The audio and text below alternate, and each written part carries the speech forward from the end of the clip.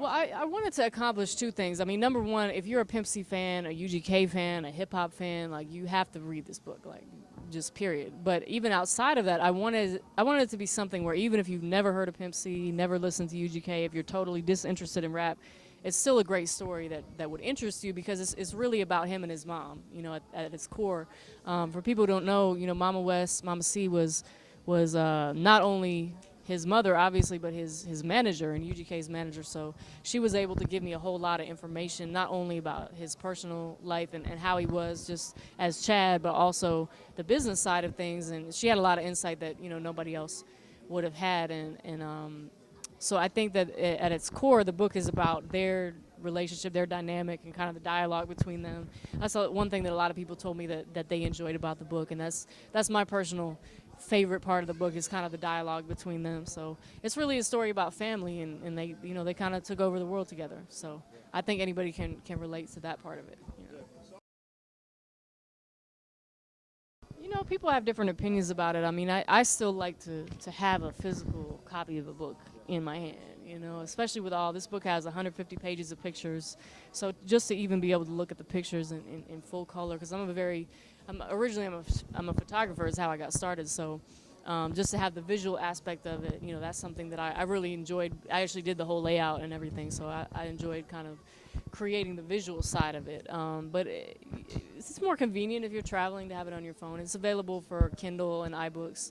So me personally, it's hard for me to read a whole book on a screen, you know, but it kind of depends on what you grew up with, you know. So I feel like I came into the world at a very interesting time because the internet kind of got popular when I was, you know, 17, 18, 19 is kind of when that transition happened. So to have lived my youth in the analog era and then now in the digital era, you know, it's interesting. So I don't know if print will ever fully go away. I mean, it's obviously, you know, the transition from, you know, film photography to digital photography, the transition from, you know, vinyl records to Serato, you know, obviously the digital age has made things a lot easier and you know, and smoother, but you know, some things, you know, people like the print and the, you know, to be able to hold it in your hand. It's different than reading it on a phone. So yeah. So for all those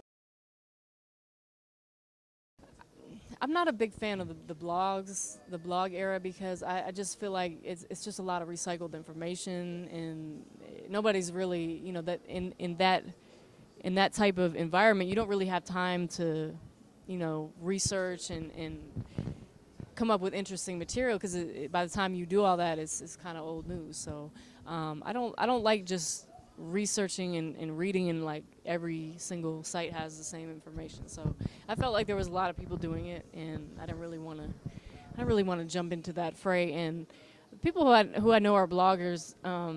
I have some good friends who are bloggers, so I don't have anything against bloggers in particular, but I know that one thing they've said that I've heard more than once is just that they're kind of chained to their computer, like, because people want their readers. Once you have an audience, you know, they want information 24/7. They want updates, and I personally, you know, I like to be able to travel, move around a little bit, and I don't want to be forced to be updating my site every hour. You know, I don't think that would work for me. So yeah. so what's next?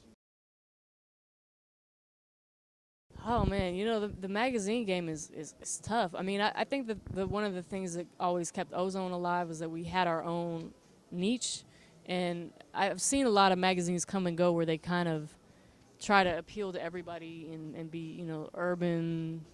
I've seen a million magazines called urban something, but they were kind of all over the place.